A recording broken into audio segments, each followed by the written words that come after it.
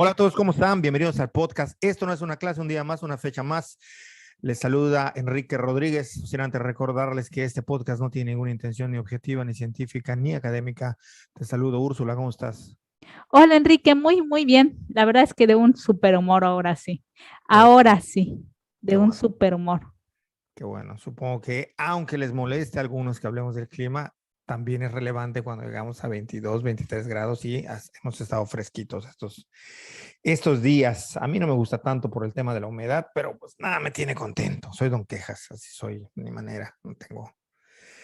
No tengo de otra. ¿Qué onda? ¿Cómo viste la semana? Pues, ay, esta semana ha tenido de todo un poco, de todo un poco. Una semana interesante, una semana, enero que ha sido larguísimo, como todos dicen, Larguísimo, larguísimo. larguísimo, Ujú. extremadamente largo. Y yo no sé qué onda. Nosotros no nos hemos caracterizado nunca por hacer como podcast de política o lo evitamos en el Sí, sentido partidista y demás.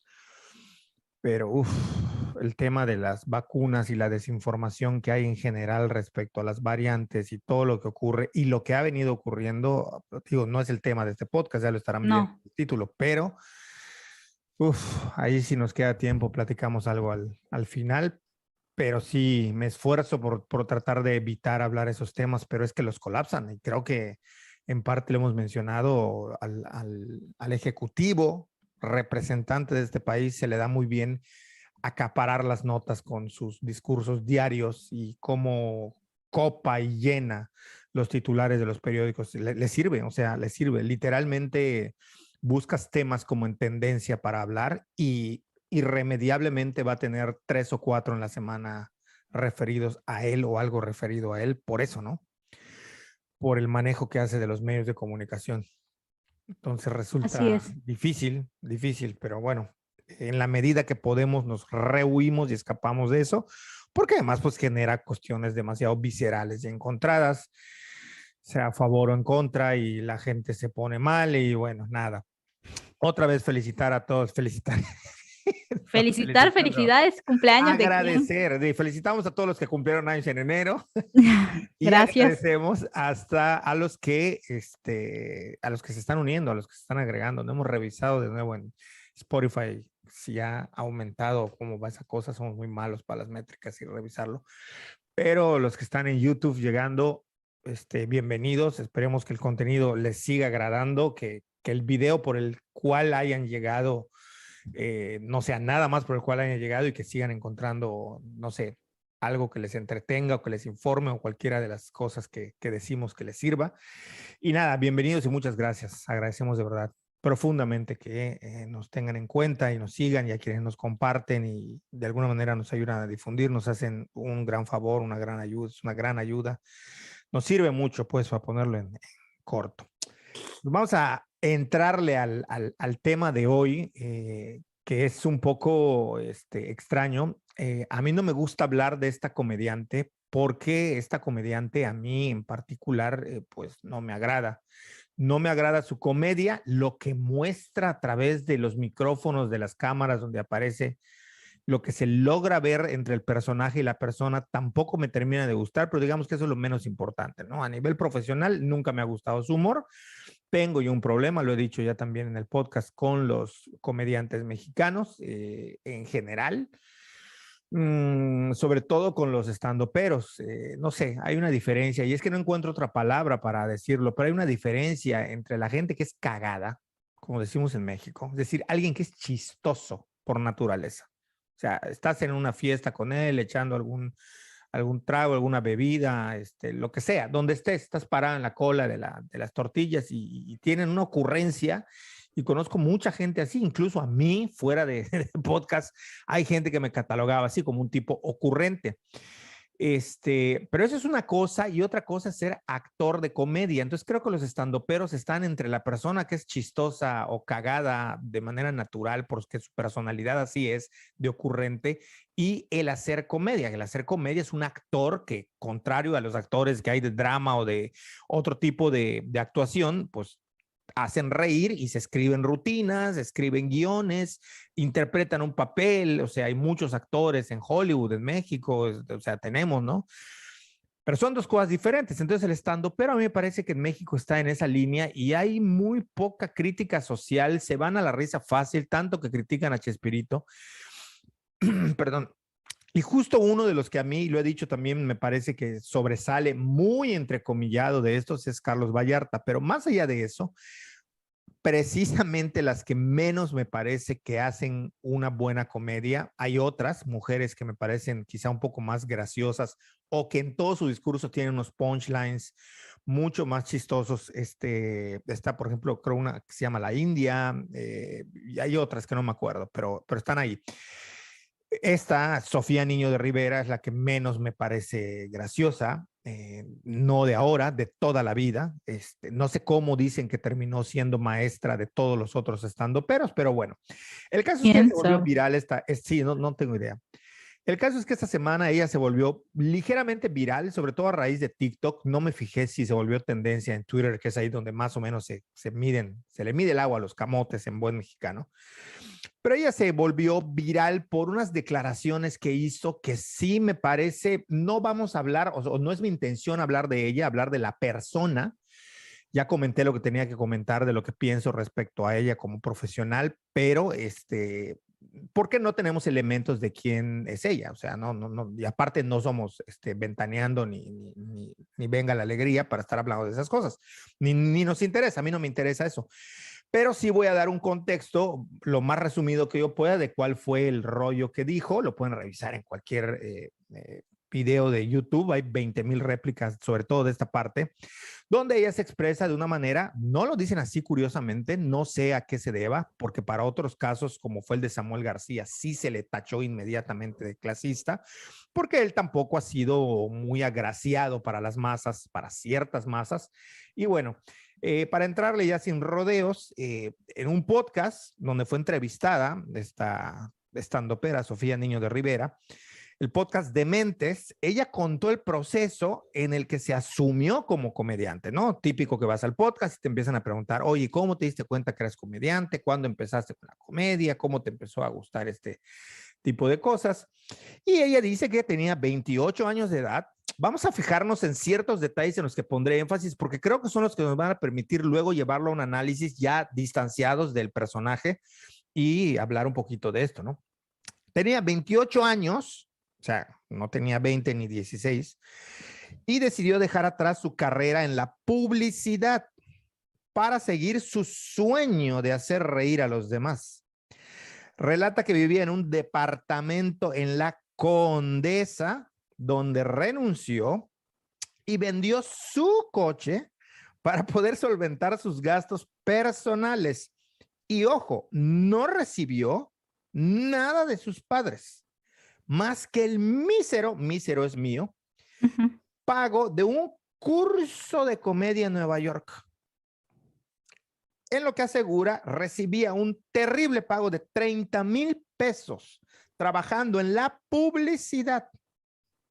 Ella dice, literalmente, las agencias de publicidad pagan terrible. Yo acababa ganando 30,000 pesos al mes. Yo para ganar más que eso tenía que pasar otros 15 años en publicidad y es muy machista. No sé qué tenga que verlo el machismo, no lo aclaran, a lo mejor está fuera de contexto la declaración, pero bueno.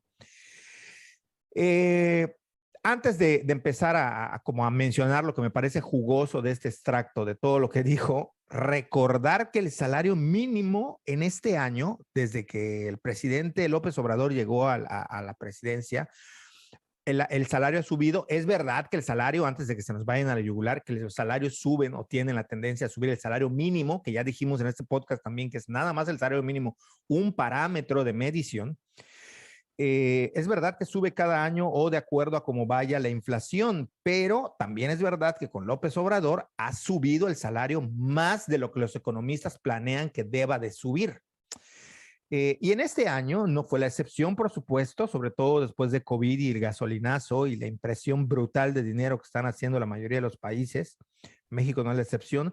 Un salario mínimo en México, bueno, este año aumentó el 22%, pasó de 141.70 pesos a 172.87.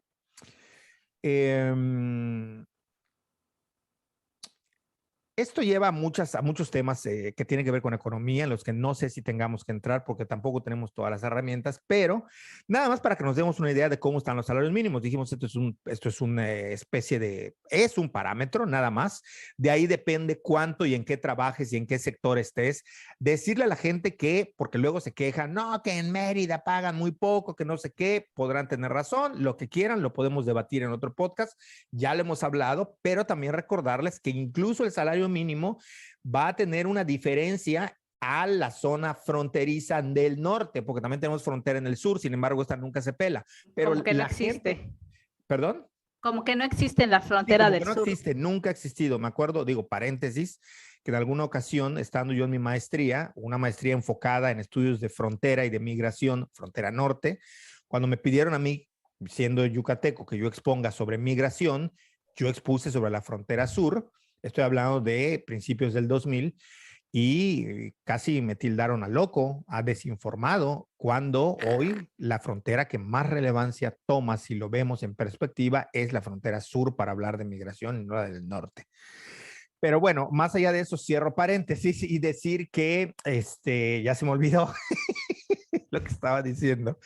Pero sí, que en el norte Los salarios. de la frontera, los salarios mínimo en el norte son mayores, sustancialmente mayores. Además que en el norte y en la frontera se tienen ciertos privilegios, aquí sí es bien utilizado, económicos, además de que tienen con otro tipo de cuestiones socioeconómicas y culturales que hacen que los ingresos sean mayores. Pero partiendo del salario mínimo ya podemos decir que hay una diferencia por región. Las mismas páginas del gobierno, si ustedes se meten, van a ver cómo les dicen que por región hay diferencia de salario y la región que más gana es el norte. Decir que Sofía Niño de Rivera es del norte. Sin embargo, ella decidió irse a la Ciudad de México.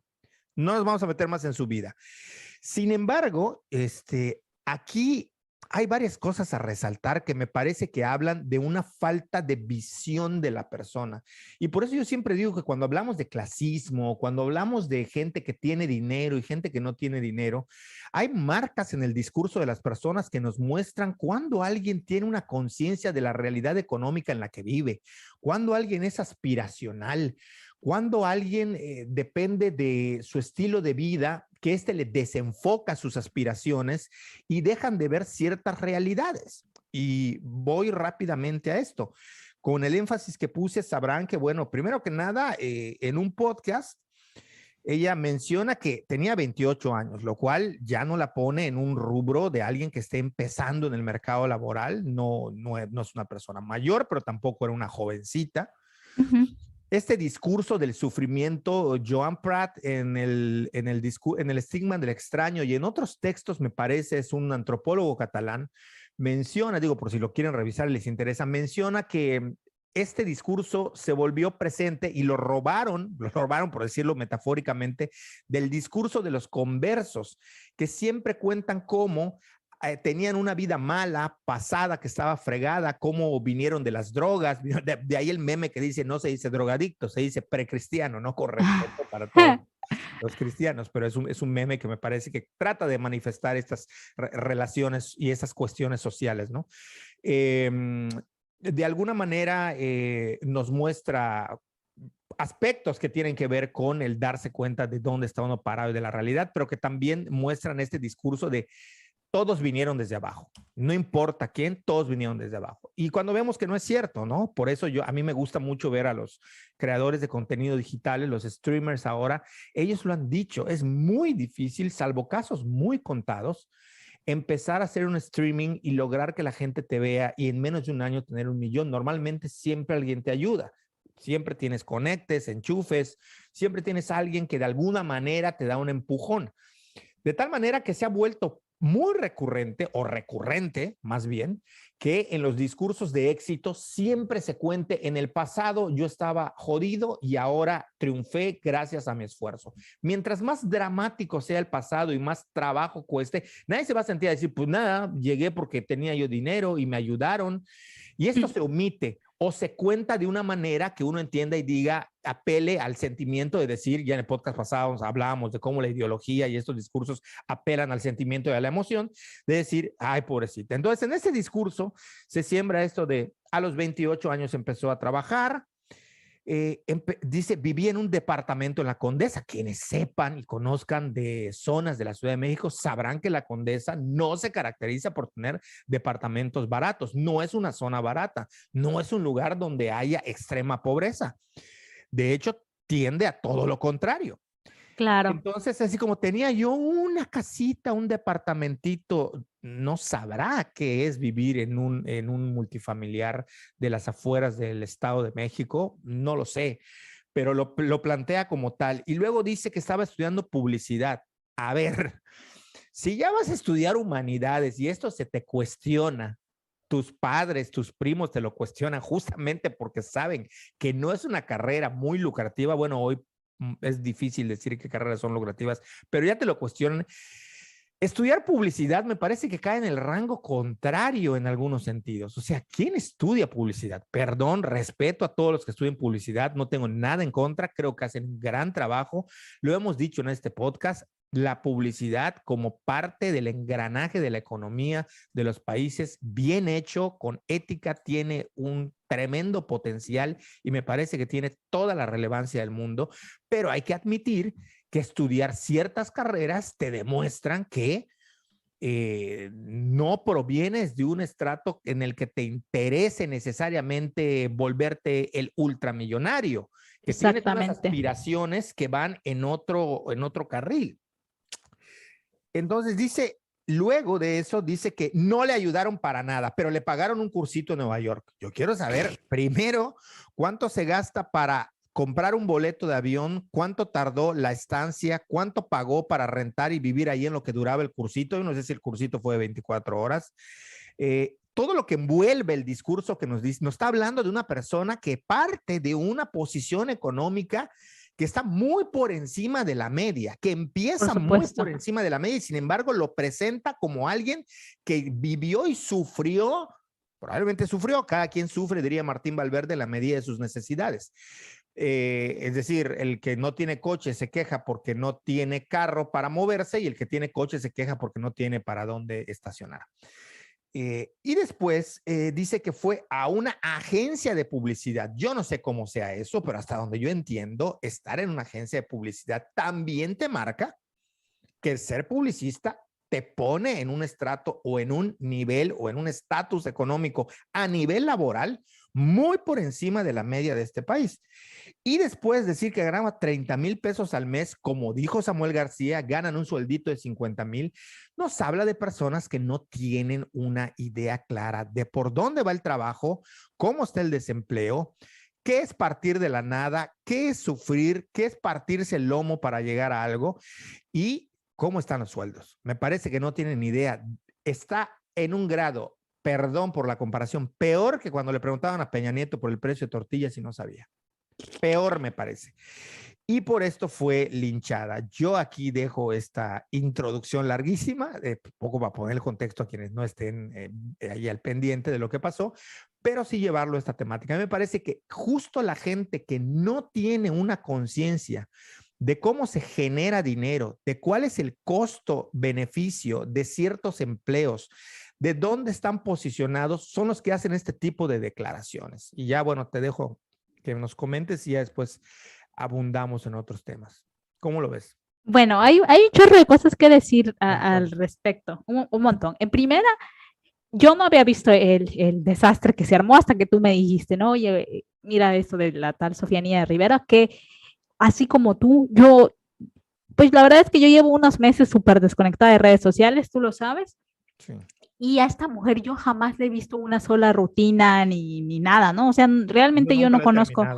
Yo no ni lo he empezado. Pero no puedo terminar de verlo. Yo ni lo he empezado, no he visto, ni creo ver nunca, pero sí me sorprendió. Dime. En sus rutinas, y aunque yo he apoyado que el humor no importa, o sea, es humor, pero creo que ahorita sí viene a cuento que en sus rutinas, parte de sus chistes giran en torno a burlarse de los chilangos, a donde ella fue a buscar su sueño, Y dos, decir que parte de sus chistes vienen de gente, o sea, se burla en algunos casos de la pobreza de la gente y que ella viene de una familia de Chihuahua, nada más. Ok, ok, sí, sí. Pues sí, no, digo, no conocía todo ese contexto, pero sí me puse a ver, esta mujer tiene en este momento 40 años recién cumplidos, o sea que ella hace 12 años, eso hay que ponerlo en contexto, hace 12 años ganaba 30,000 pesos mensuales, que hace 12 años ganar 30,000 pesos mensuales es muy diferente que de ganar 30,000 pesos en este momento. Eso es lo primero que hay que decir, ¿no? O sea, a mí sí me sorprendió, yo no sabía cuántos años tenía, ¿no? Yo creí que tenía 33, 34, no tenía ni idea. Entonces, cuando vi, dije, ok, o sea, hace 12 años ganabas esa cantidad de dinero. Y como tú bien dices, o sea, abre la puerta para hablar de un montonal de cosas y al mismo tiempo de cuestionarse otras y también habla de, como tú lo dices, un desconocimiento del panorama económico de México, ¿no? Eso es como muy, muy, muy, muy, muy importante. Y que yo ni sé por dónde empezar a hablar esto, ¿no? Porque si le sumamos a 30,000 pesos solo la inflación de 12 años, nos da un montón. Nos da que sería una declaración parecida o peor de lo que dijo Samuel García, que diga, Samuel García. Ya le cambié, ya le puse el apellido de la esposa. Mariana Rodríguez, ya, para mí ya es Samuel Rodríguez. Más famosa. Exacto, o sea, creo que poniéndolo en contexto, la declaración de esta mujer es, digamos, peor, por decirlo de una manera, que la de Samuel García. Totalmente. Completamente, o sea, me parece que es más. ¿Cuánto estaría, según tus cálculos, ganando hoy en día? Déjame, habla de relleno mientras lo calculo. No, era por si lo tenías. Como estabas hablando de eso, pensé que ya lo habías sacado. No te apures, no te apures. Sí, o sea, no sé cuánto sería, pero seguramente porque volvemos a lo mismo. No nada más es cuánto sube el salario, eso es lo oficial. Es igual, serían como 51,000 pesos más o menos. De esta época. O sea, entonces está idéntica a la de Samuel García, la declaración. Lo que pasa es que los precios de las cosas van subiendo, pero también las empresas, por eso decíamos que el salario mínimo es un parámetro.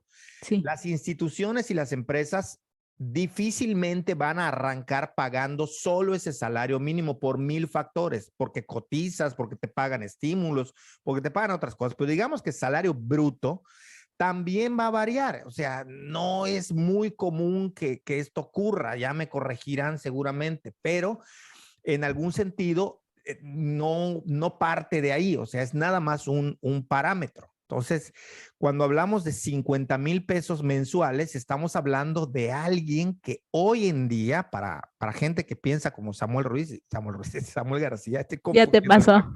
Igual que yo. Igual que tú.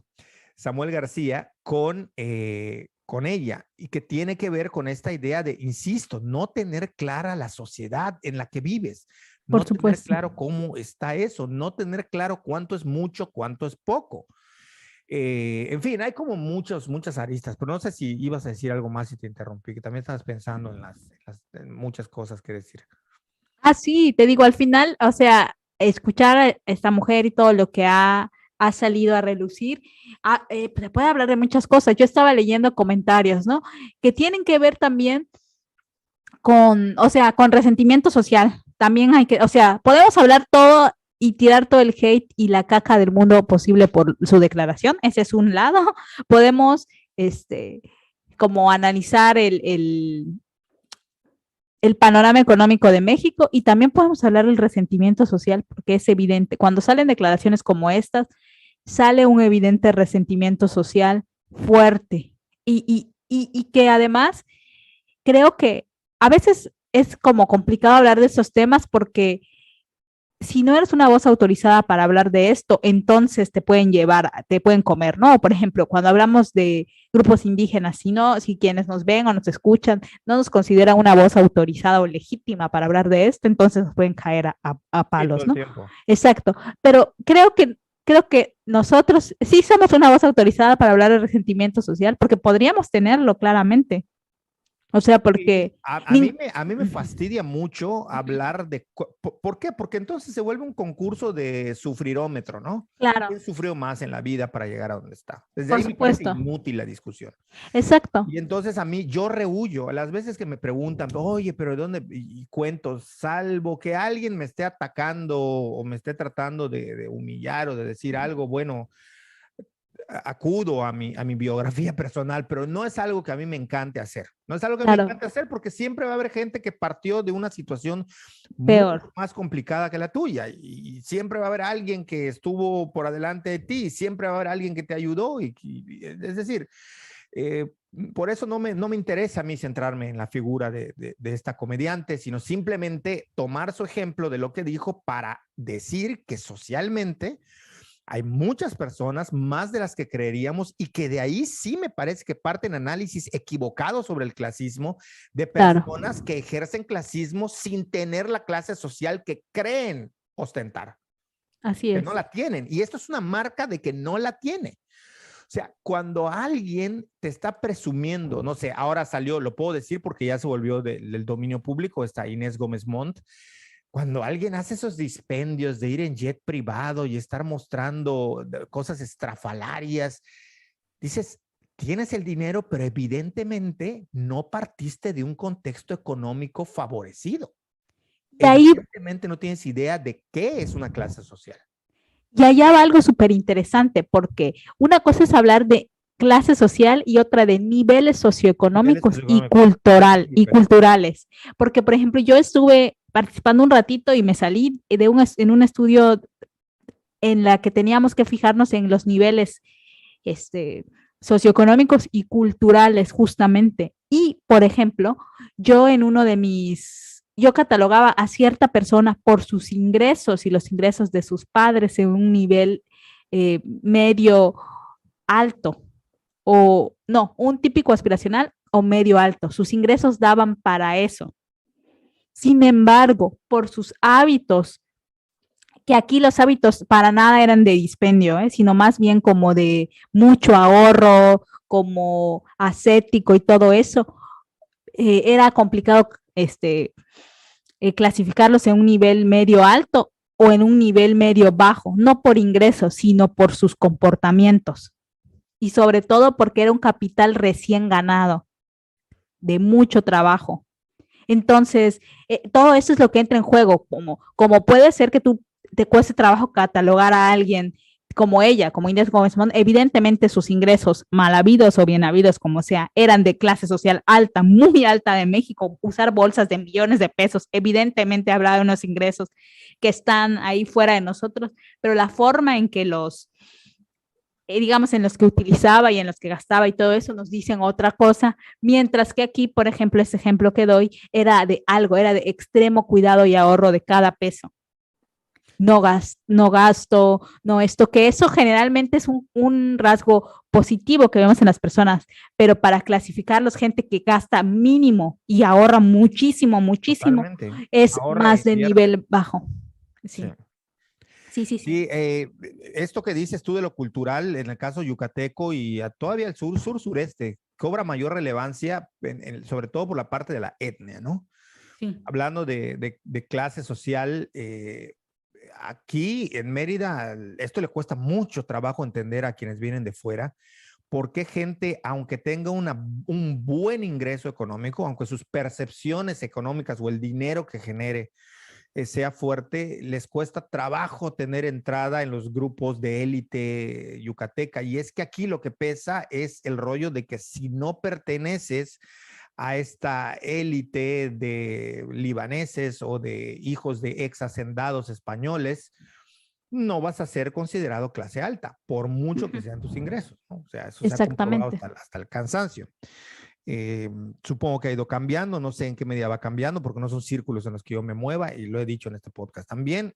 Eventualmente, por mi trabajo y por cosas de la vida, me ha tocado convivir con gente que tiene muchos ingresos y además pertenece a este círculo social de élite de Yucatán. Y bueno, he podido observar algunas cosas porque no te queda otra más que observar y tratar de sacar un aprendizaje de lo que observas.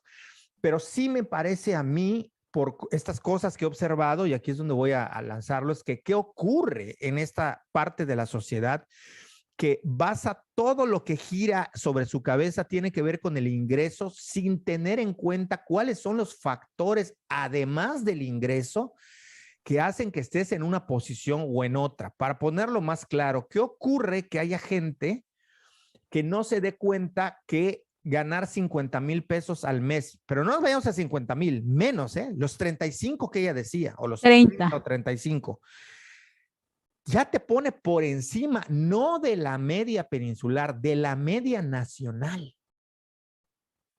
De tal manera que ganar 50, 60,000 pesos al mes te va a poner no solamente por encima, sino muy cercano. En algunos casos, como por ejemplo Chiapas, en algunos estados de la República, te va a poner en el 1% de los que más ganan.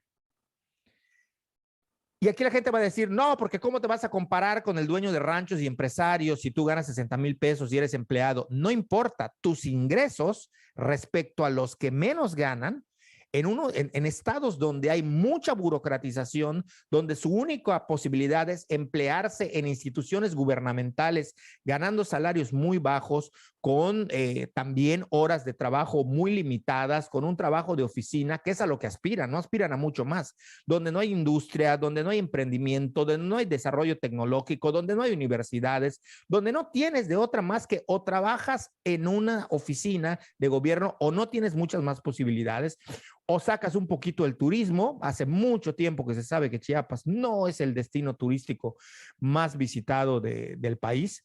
Está de la media para abajo, de hecho. Es muy complicado. Y en estos estados, habrá otros seguramente, pero yo pongo el del que conozco y tengo conciencia o conocimiento, ganar 60,000, 50,000 pesos, 30,000 pesos te pone en el 1% de los que más ganan. Es decir, te va a poner en el rubro de los que son millonarios, de los que tienen empresas, de los que gobiernan ese estado. Ahí te va a poner, claro, entre tus 60,000 pesos y el que percibe 1,000,000 semanal o no sé cuánto ganen, o perciban o generen, hay una distancia, pero estás en ese rubro. ¿Por qué? Porque los que van abajo de ti son gente que gana 3,000 pesos al mes, 6,000 pesos al mes. Así es. Son esa gente, son los que están ahí. Y tiene mucho que ver con los estilos de vida, que no, pero ¿qué ocurre? Esa es mi gran pregunta, que no son capaces de percatarse. Y no tiene que ver con una conciencia nada más económica de clase total, sino hay un aturdimiento por esta lucha aspiracional que les impide ver en dónde están, y curiosamente no se dan cuenta que van dejando marcas de dónde se ubican. Y pongo ejemplos. A mí me ha tocado, por azares de la vida, convivir con gente que genera mucho dinero, mucho dinero. Estoy hablando de gente de los llamados millonarios, empresarios, gente que de verdad tiene una capacidad económica brutal para comprar edificios, para comprar franquicias completas. De eso estoy hablando. Y cuando los oyes hablar sobre salarios, te hablan con una claridad de la precariedad laboral, de la falta de empleos, tienen una conciencia de la economía del país, y cuando tú le dices, tal persona trabaja en el medio académico, tiene 1 o 2 hijos y percibe 50, 60,000 pesos al mes, por decir algo, no estoy revelando aquí salarios. No van a empezar a decir, ay, está soltando ahí, se le está filtrando información. Estoy menos diciendo algo, porque hay gente que gana eso y hay gente que gana más. Y eso sí que no es un secreto. Se ha puesto en todos los medios de comunicación y ha sido un pleito inútil, me parece también, pero esa es otra discusión sobre el tema. El caso es que te dicen, 60,000 pesos, no está mal. O sea, es increíble que un millonario entienda que en determinados contextos ganar eso está, y van más allá. Dicen, si esta persona ahorra en esto y ahorra y te empiezan a dar tips de cómo podría sacarle más dinero a su salario. Pero no parten de la idea de decirte, uy, pobre, qué jodido está, qué mal está el país. No parten de eso, y me llama muchísimo. Estoy hablando de gente que tiene generaciones y generaciones de estar posicionado. Incluso A mí me tocó trabajar con una persona que tenía una consultoría, no era de estos millonarios, pero le iba mucho mejor que a la mayoría de los académicos, incluso teniendo posiciones de funcionarios, le iba. Y esta persona me decía, yo, a pesar de que ingresa dinero semestral y anualmente a mi consultoría, mi sueldo es de 40,000 pesos. Mi sueldo. Ok. O sea, yo no debo de pasarme de eso. Cuando necesito hacer un gasto extra, entonces sustraigo de lo que estoy reinvirtiendo, pero luego lo vuelvo a reponer o bien lo saco de mis ahorros. Pero el sueldo que se tiene asignada a sí misma de su propia consultoría, de su propia compañía, para decirlo claro, es de 40,000 pesos, entendiendo que si tus ritmos y estilos de vida están gastando más de 50, 60,000 pesos, algo estás haciendo mal. Lo dice con todas sus letras. Otro ejemplo, y este sí, pues evidentemente en el mundo en el que me muevo, me toca escuchar de todo y ver de todo. Y hay académicos, muy pocos, pero los hay, que vienen, como se dice vulgarmente, de cuna de oro. Es decir, es gente que ya trae dinero, pero quieren ser académicos y muchos de ellos son buenos investigadores. No están robando el salario que les pagan. Lo cobran es decir, lo desquitan con creces e incluso producen más que otros que ganan lo mismo. Pero bueno, ese no es el tema. Me ha tocado escuchar gente que dice, es que no se gana mal, no están mal los salarios. Y eso luego lo contrasto con gente que también del mismo medio me dicen que en el mundo académico se gana pésimo, fatal. A ver, no me voy a poner a decir que no se quisiera ganar siempre más. Uno siempre desea ganar, siempre, seamos honestos, una mayor entrada de dinero. Yo te lo he dicho, regálalo a otras causas, dónaselo a tus familiares si no lo quieres, si te molesta, si te incomoda, pero nadie está por lo general como en contra de lo que percibe. Lo que es increíble es que se tilde se gana muy poco y te dediques a eso. Entonces, no te quejes. O sea, así me lo han dicho. Gente que está en un mismo rubro. Es que se paga muy poco, se gana muy poco. Es un poco contradictorio, es un poco extraño no tener no sé si decir los pies en la tierra porque es un poco pretencioso ya, pero sí el no entender que aunque mañana te saques la lotería o mañana tu emprendimiento se vuelva una empresa multimillonaria, que sepas que 35,000, 40,000, 50, 60,000 pesos no es poco. No es poco en el contexto de este país. Entonces, ¿qué ocurre en este conglomerado de personas que no alcanzan a darse cuenta de la realidad económica? A mí me vuela la cabeza. No, es una locura. Es una locura. Y a mí me sorprende. Yo también, ¿no? Digo, para que no te diga que solo soy yo. No, es eso. O sea, es sorprendente. A mí me parece sorprendente por dos motivos. Y vuelvo a lo de la comediante.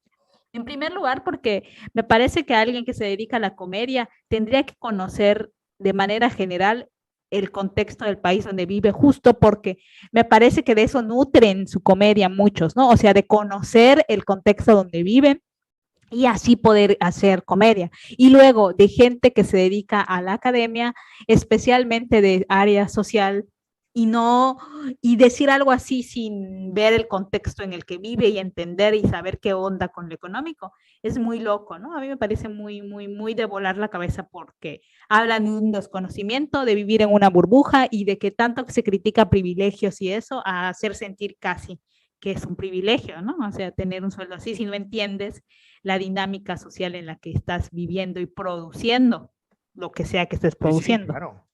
Sí, completamente, ¿no? Y la otra cosa que yo, que digo, que pensé aquí, además de lo del resentimiento social, porque sí hubo mucha gente de, ay, yo que no sé qué y solo gano 9,000 mensuales, ¿cómo se atreve a decir eso? Es un insulto, bla, bla, bla, bla, bla, bla, bla, bla, bla.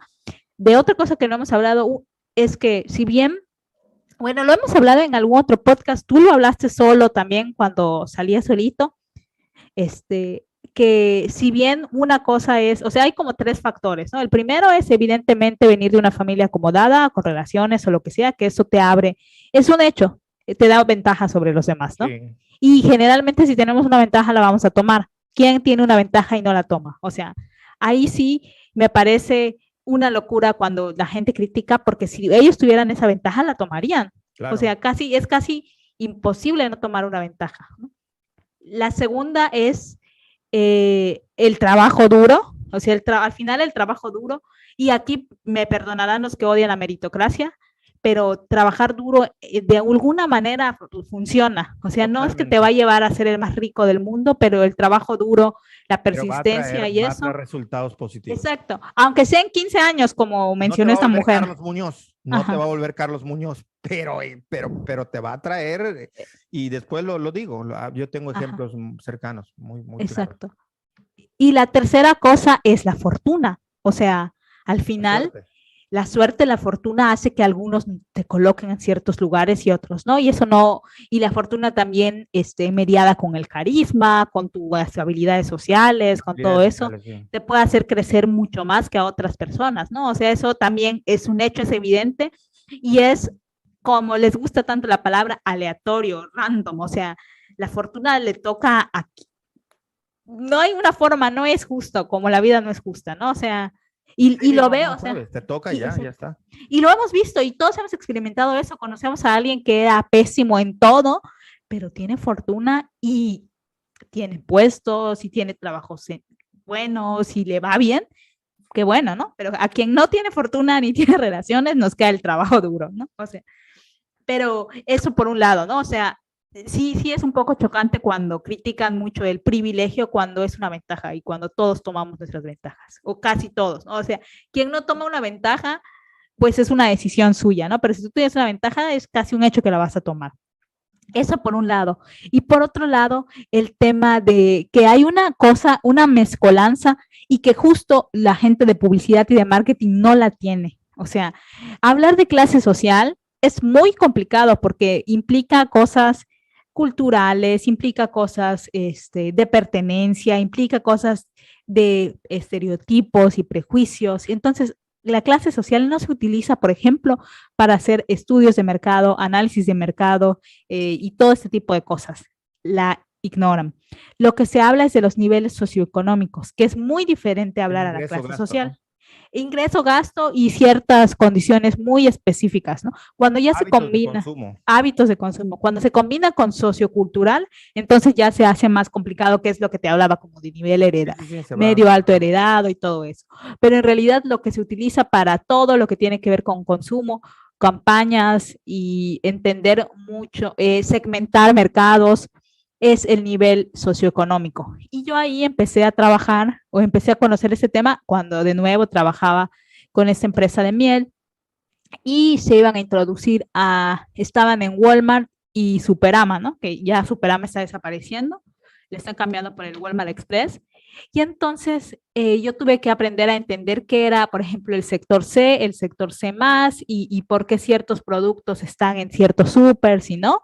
Y es que empecé a aprender esto, ¿no? Por ejemplo, existen, acá, ¿dónde están mis sectores? Déjenme lo busco. Tu tarea.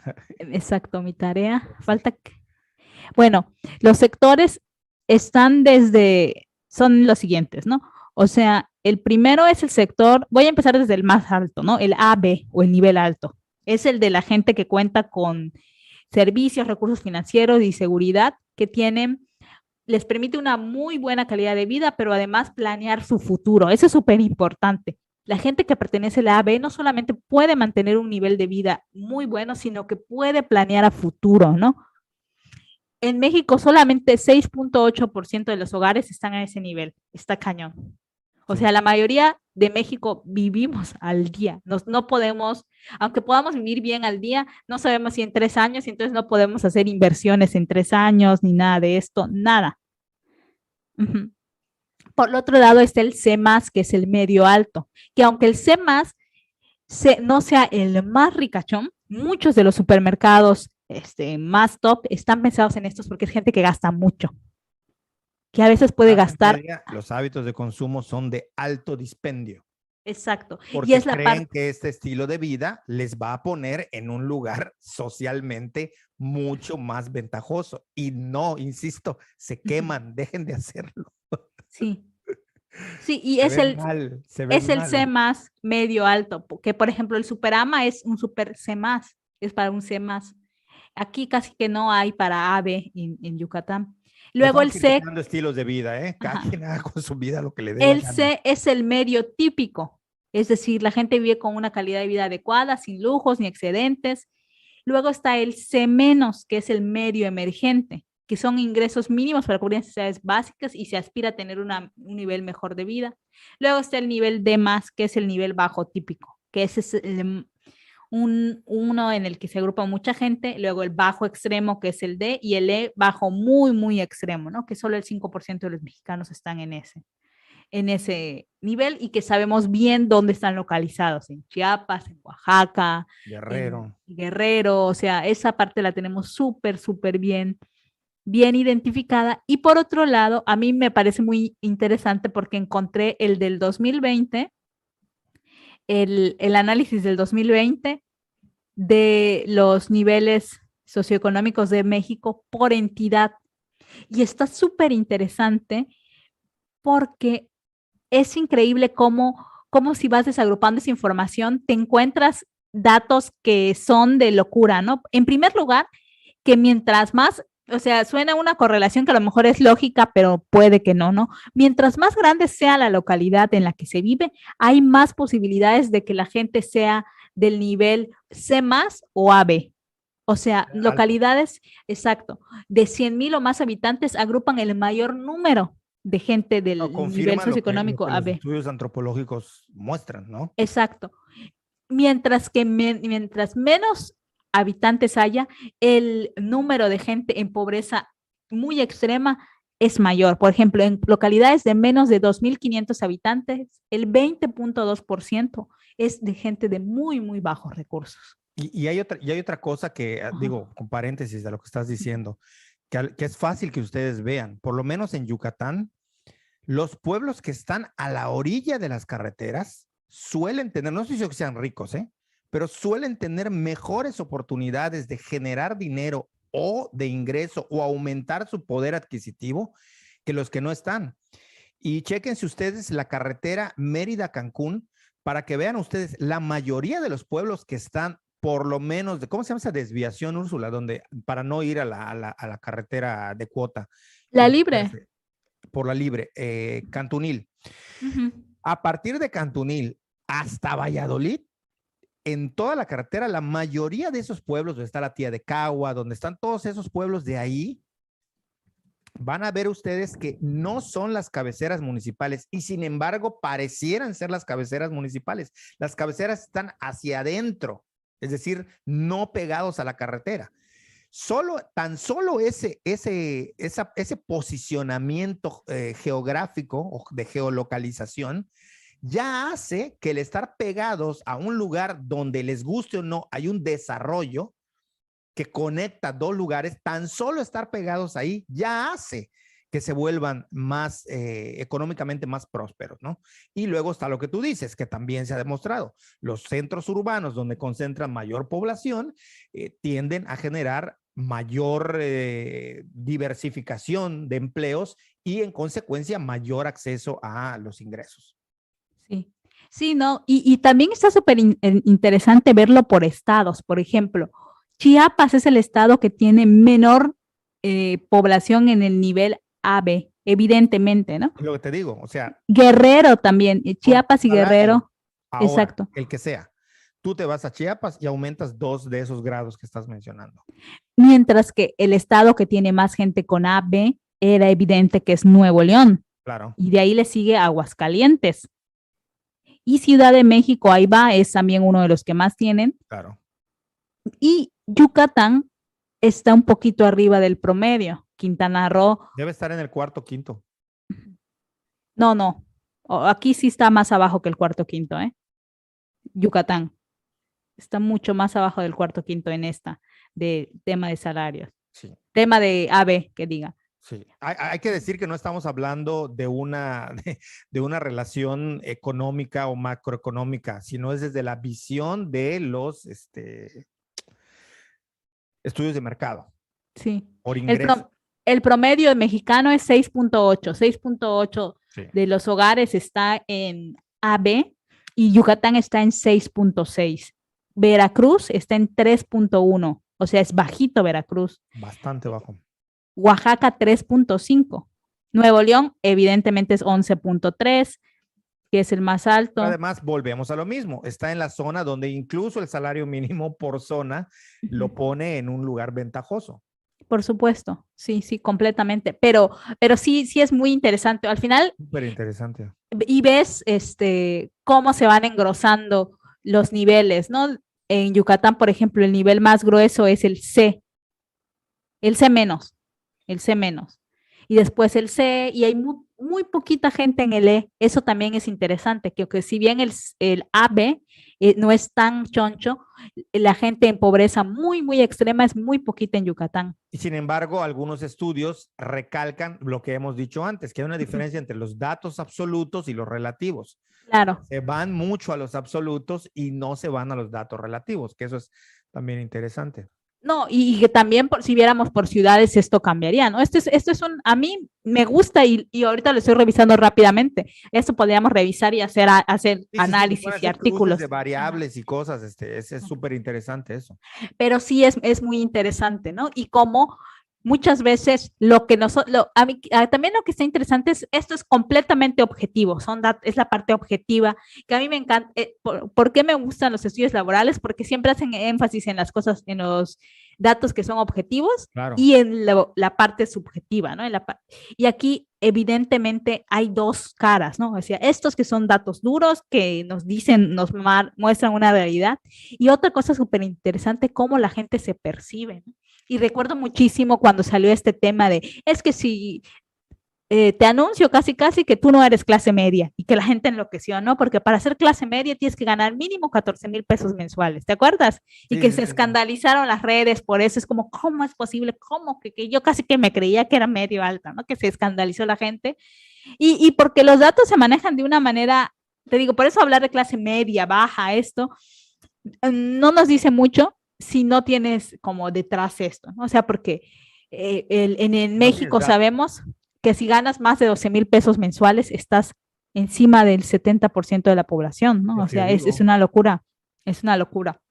Y por otro lado, sacar un dato así de que es que si no ganas mínimo 14,000, no eres clase media, es mentira. En México, con menos de eso eres clase media. Digo, no vas a ser media alta, vas a ser clase media baja, pero vas a estar ahí. Y vas a estar por encima de la mayoría. Y hay que aclarar, a ver, yo los ejemplos que puse, porque luego me van a venir a mí aquí a comer, que estoy hablando mal de mis colegas y de mi propio trabajo, no.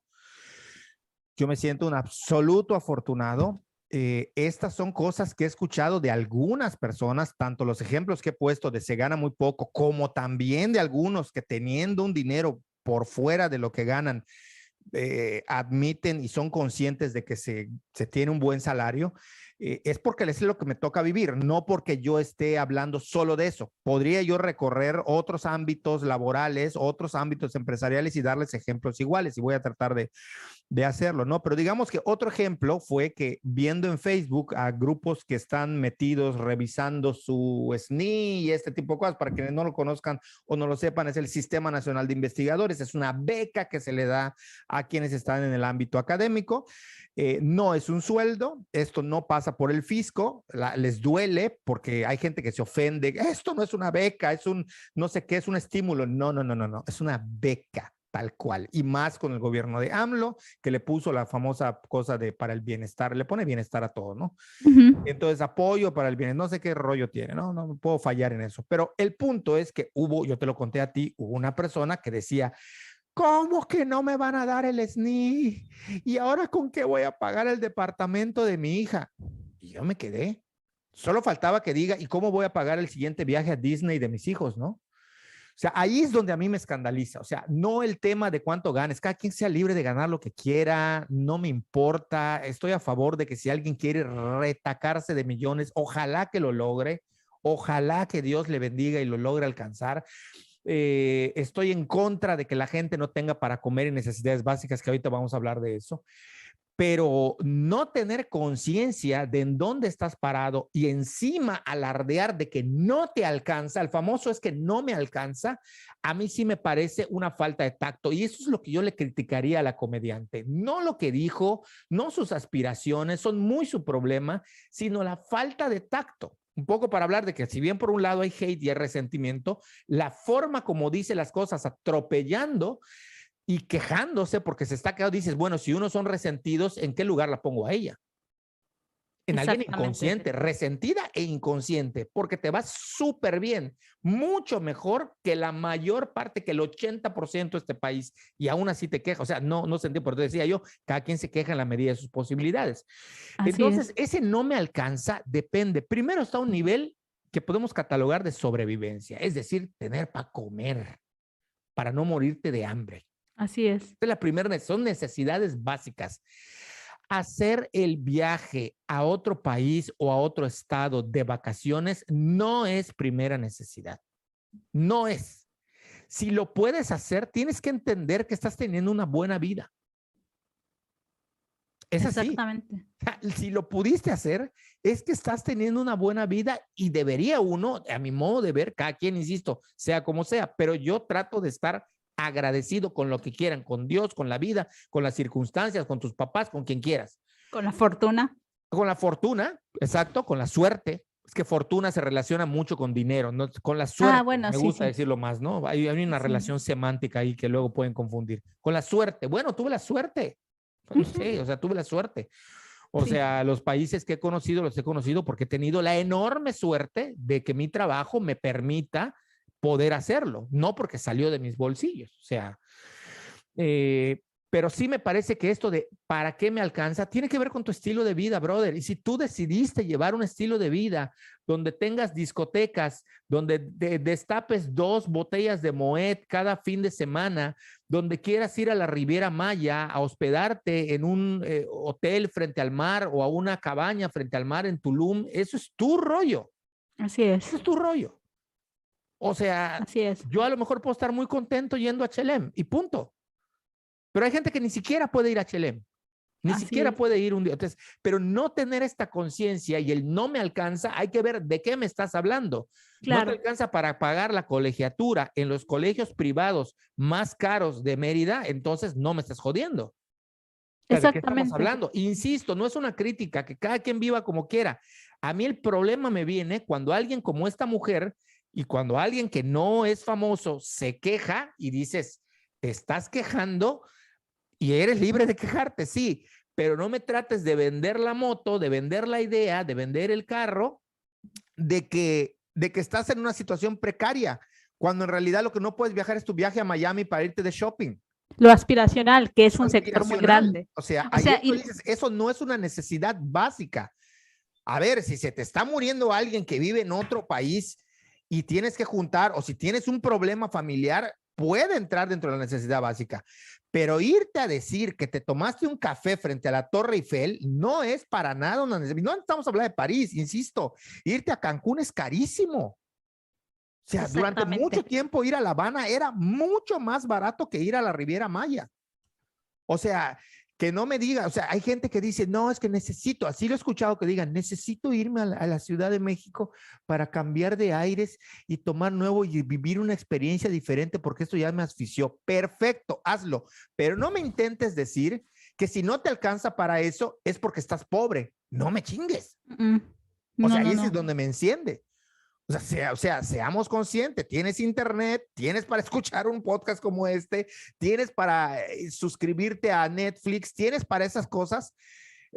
Si te vas a quejar antes, cuando digas no me alcanza, medita, a lo mejor cabría la posibilidad de que tu estilo de vida sea el que te esté jodiendo y no lo que estás ingresando. Probablemente, es un consejo, a lo mejor por ahí esté la solución. O sea, yo te decía, hablabas de la meritocracia y todo esto, y no son datos aislados, no me vengan que son datos aislados. Doy mis ejemplos que conozco, pero seguramente si nos ponemos a revisar parámetros, como tú dices, y a cruzar variables, encontraremos que se puede llegar a, no a la riqueza, pero así sobresalir. Gran parte de la tesis beberiana de la conversión a los grupos evangélicos tiene que ver con esto, de cómo gente que llevaba una vida desordenada, que no tenía ninguna relación de análisis racional con sus finanzas, que se vivía en el dispendio a pesar de que ganaban poco, tras convertirse, uno de los factores de conversión, no es el único, uno de los factores de conversión es que lograban ver una mejoría económica en quienes se convertían a grupos evangélicos. Esto está puesto en un montón de estudios, de trabajos, incluidos los míos, que tienen que ver con estudios sobre conversiones de católicos a protestantes entre grupos indígenas. Y el ejemplo de mi madre, que siempre lo he puesto, mis padres vienen, digo, no voy a dar detalles, no porque sea de mi vida, sino porque, como dije hace un momento, me molesta estar diciendo como de dónde provengo, porque luego es como la historia de sufrí y entonces sí me vale. No, me parece una tontería. Siempre hay alguien que está mucho peor que tú, pero mucho peor. Sin embargo, mis padres vienen de casa de paja y piso de tierra, los dos. Y a mí incluso me tocó, cuando nos pasamos a vivir a la casa que ellos construyeron, me tocó pasar en obra negra. Hay gente que no tiene ni siquiera una casa en obra negra. Hay gente que ni siquiera alcanza a tener un lugar, porque nosotros pensamos en los pueblitos y en la casa de paja. Ya se ha hablado mucho sobre ello, hay muchos trabajos. Revisen la bibliografía que hay sobre arquitectura efímera, casas de paja y demás, para tener un parámetro. Pero yo hablo de, por ejemplo, gente que no tiene ni el terreno, ni pertenecen al lugar, ni tienen la casa, y lo que terminan es teniendo una casa de tinglados con tela, con mayones, y se ponen en asentamientos irregulares, ¿no? Por decir un ejemplo. Ni siquiera tienen eso. Sin embargo, a mí me tocó ver el esfuerzo de mis padres de doblar turno, de desvelarse, de trabajar sin cesar, de hacer cosas, y cómo con el tiempo lograron mejorar sustancialmente su situación económica sin volverse narcos, sin entrar en cosas ilegales, sin hacer trampas, sin hacer nada. O sea, me tocó verlo, o sea, yo lo vi. Y no son los únicos. O sea, la mayoría de la gente que se dedica a trabajar, insisto, tampoco hay que vender la idea de que si trabajas durísimo, aunque seas pobre, vas a volverte un Carlos Slim. No, lo más seguro en un 99% es que eso no vaya a ocurrir. Pero de que puedes mejorar tu situación teniendo una relación racional y no emocional con tus finanzas, trabajando, siendo metódico, ahorrando en la medida que te permita ahorrar, porque hay gente que no puede ahorrar. Insisto, hay niveles, pero digamos que se puede mejorar. O sea, creo que tener esto en claro en la mente es lo que debería de ser. Entonces, cuando oímos declaraciones, ahorita fue de una famosa y por eso brinca, pero es que todo el rato hoy escuchas comparaciones y este famoso, es que no me alcanza, es que no me alcanza. Pues, ¿qué chingados haces? Sí, no, completamente. No, No, y exacto. Y también hay cosas que en los que se no sé. Y también a mí, por ejemplo, una vez tú me conoces, que no, mi familia dice que soy tacaña, pero más que tacaña, yo sí cuido mucho ciertos gastos, ¿no? Por ejemplo, del súper, saber qué me cuesta más, la relación calidad y precio. Eso es una cosa que a mí me apasiona. Realmente no es tacañería. Una relación racional con la economía. Y sé en qué súper está más barato esto y qué súper está más barato lo otro y así. Y en Campeche, hace unos 10 años, pues no había muchos súpers. Había el Chedraui, un Bodega Aurrerá en una zona un poquito no tan bonita de la ciudad, el Walmart y Comercial Mexicana, ¿no? Mega Comercial Mexicana, la única que había. Y todos sabíamos en Campeche que el más caro era Mega Comercial Mexicana, ¿no? O sea, y mi papá en esa época compraba cosas por ciertas razones, llevaba semanalmente una despensa a un lugar, ¿no? Y yo veía que gastaba mucho. Y yo le decía, oye, papá, ¿por qué gastas tanto en comprar eso? Yo ya vivía sola aquí en Mérida y pues viviendo sola aquí en Mérida con un presupuesto limitado, que era el que me daba mi papá, y no limitado por mucho, poco, sino limitado porque era una cantidad que yo tenía que administrarla y si se acababa, porque yo no tenía forma de generarme más recursos, ¿no? Estaba estudiando. Entonces yo ya sabía qué onda y le dije, a ver, dame el dinero y yo compro eso. El viernes que llegue yo voy a comprar eso y te apuesto que voy a ahorrar, no sé, 150 pesos al menos. Y se sacó de onda, ¿no? Y fui y compré y todo y con la nota le demostré y le dije, te estoy demostrando por qué razón, que puedes ahorrar hasta 150 pesos en esta compra, pero tienes que ir a otro súper. Y me dijo, no, yo no voy a ir a ningún otro súper. Le dije, ¿por qué? ¿Por qué? ¿Cuál es el problema? ¿No? Y me dijo, no, es que en los otros súper hay mucha gente de mucho tipo y no me gusta. Me gusta porque no hay mucha gente y se siente más exclusivo. Es evidente, O sea, y no porque mi papá sea una persona, pues mi papá es de barrio, de pueblo y de todo eso, pero el hecho es que en el súper se sentía más tranquilo, más seguro, con menos gente, los pasillos más grandes, que le daba la sensación de comprar rápido, comprar sin gente, comprar esto. Y se entiende, ¿no? Y es un súper para un segmento C, a veces hasta puede ser hasta C más, ¿no? Lo mismo que pasa en Superama. Vas a Superama no solo por comprar en el Superama, sabemos que nos va a costar más ciertos los productos generales, ¿no? Como un aceite de cierta marca, Nutrioli. Sabes que te va a costar más en un Superama que en un Bodega Aurrerá, aunque sean del mismo gran grupo Walmart o que en un Chedraui, pero vas porque es más cómodo, porque es más eso. Y así es, ¿no? Eso por un lado es una decisión que tú puedes tomar, pero muchas veces uno no puede, o sea, mucha gente no puede tomar esa decisión de, prefiero ir a un Superama o a un City Market. No, vas al de unos usa porque es el más barato. Lo mismo el ahorro. O sea, eso junto con lo que pasó con esta famosa y pasa con gente que nosotros conocemos, también pasa que la gente dice, es que si tan solo ahorraran tanto dinero al mes, ya tendrían o ya podrían. Es que mucha gente no tiene posibilidades de ahorrar y eso no lo entendemos, ¿no? Están en el nivel de sobrevivencia, como Exacto. yo digo, o sea, es gastar en comer y ya. Exacto. Y si puedes encubrirte del frío, de no sé qué. Y luego hay otras cosas básicas que tampoco pueden resolver, como por ejemplo la salud.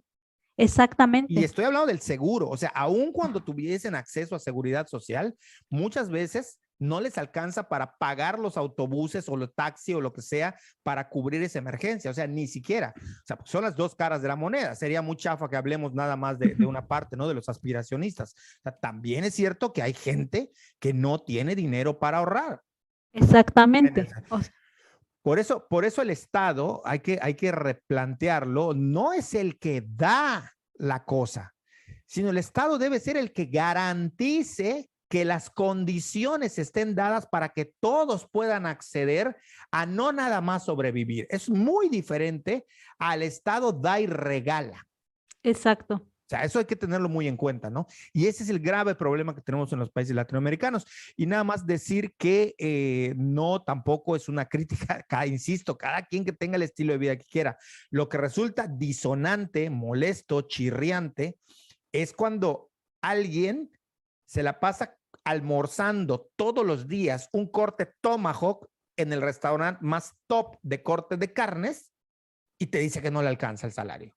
Ahí es cuando tú dices, bueno, hombre, ¿qué está pasando? ¿No? O sea, ahí es cuando dices tú, a lo mejor tu escala de valores o tu alteración de prioridades están un poco torcidas, las tienes muy por abajo, ¿no? Exacto.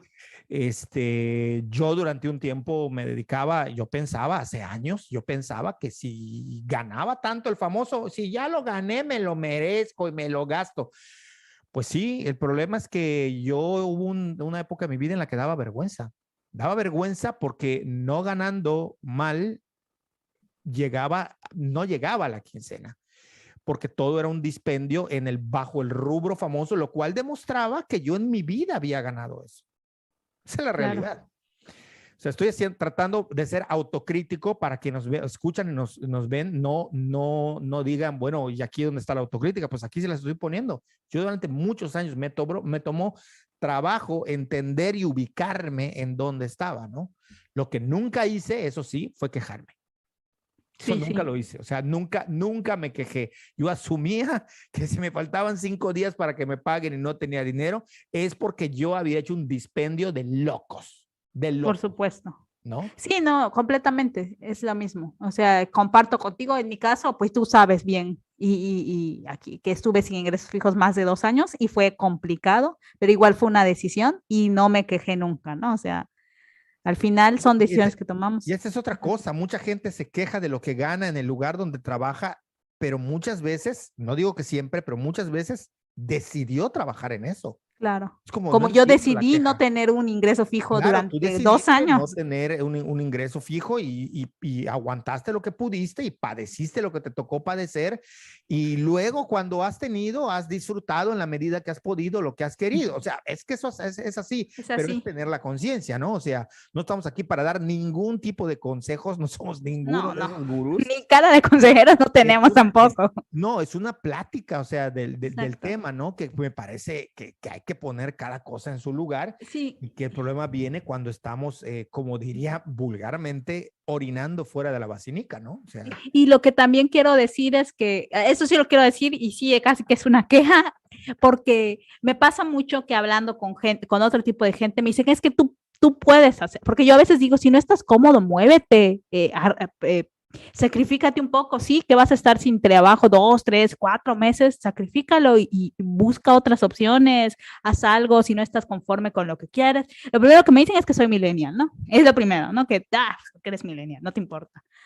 Y la segunda cosa es que tú lo puedes hacer porque no tienes hijos ni familia. También eso es una decisión. O sea, claro. Y eso, es un eso sí sacrificio. es chocante, por supuesto. ¿Qué tal que no saben que yo sí quiero tener familia e hijos, Claro. pero ni consigo marido y menos hijos? No, pero a ver, el punto y que es interesante es que la gente solo ve una parte, ¿no? Es Exacto, decir, si tuve hijos, yo soy el que se sacrifica porque tiene hijos. exacto.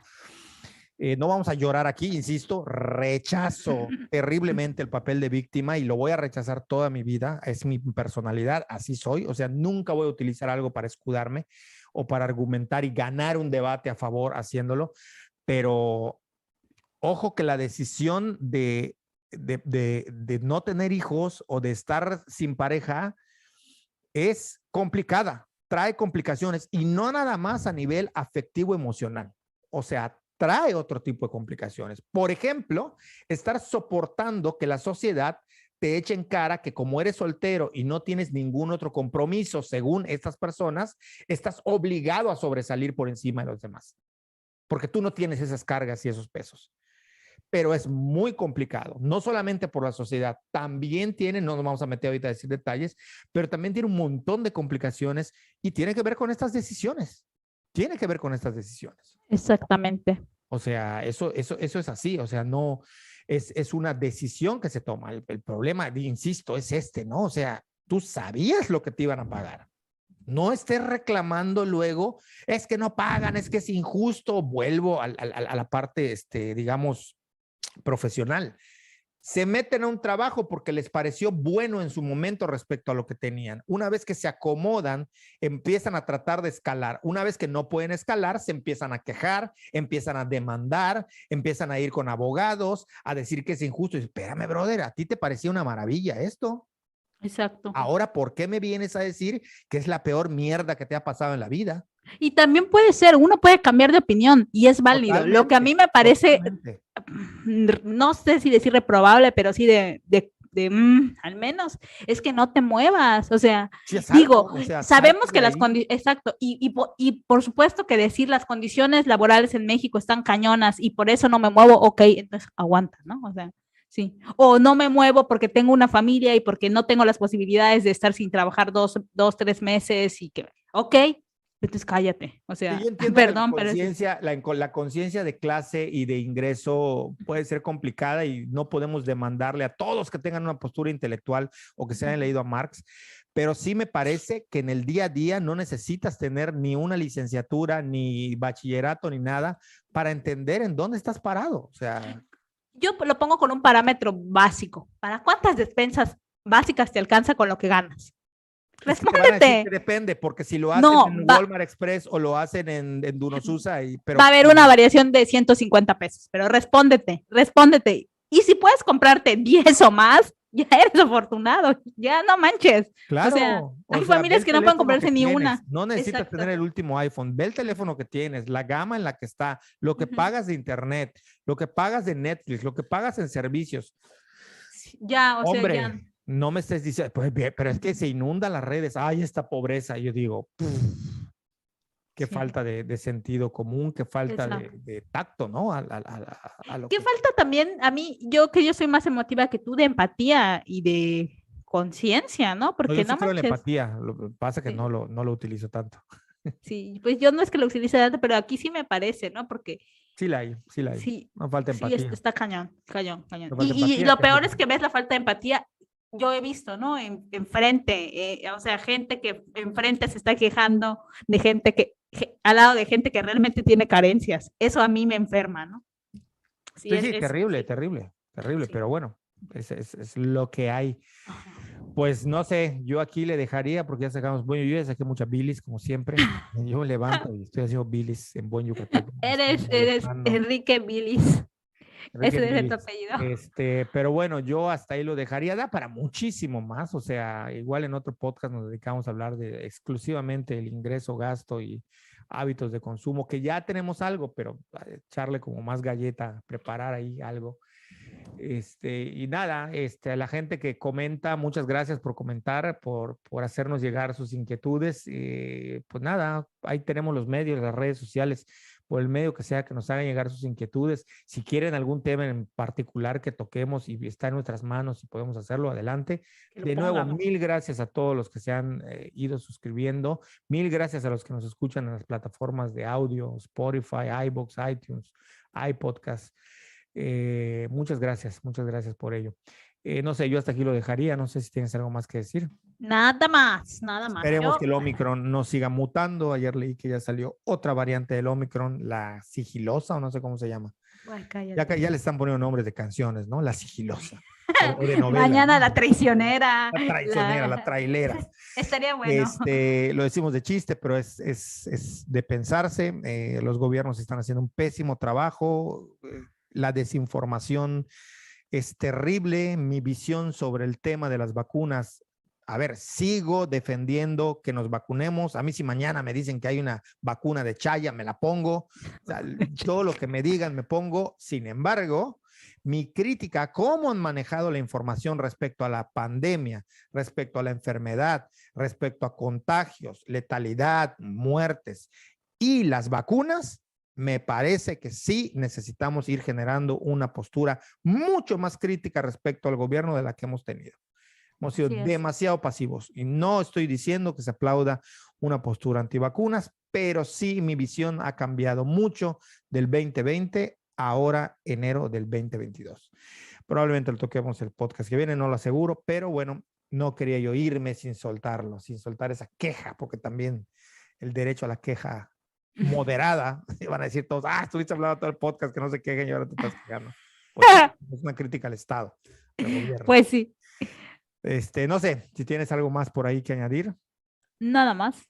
Bueno, nada más. pues muy bien, me gustó mucho el podcast. Me entretuve. También a mí nos divertimos mucho, me reí mucho. Sí, que es lo más importante. Esperamos que los que nos están escuchando también se hayan divertido y les haya entretenido. Y los que no están suscritos, se suscriban. Se suscriban en cualquiera de las plataformas. Si no quieren utilizar YouTube, está Spotify, iVoox, ahí lo ponen mientras lavan los trastes, mientras barren, mientras se preguntan por dónde está su nivel socioeconómico y ahí lo ponen, ¿no? O pasan memes de la pobreza. Y nada, un saludo, esto es humor, bueno, intento de humor, si no les da risa, pues ¿qué le hago, no? Pero intento de humor, puede ser fracasado, pero hubo un intento de humor. Un saludo a todos, que estén bien, que se cuiden, hasta luego, chao. Chao.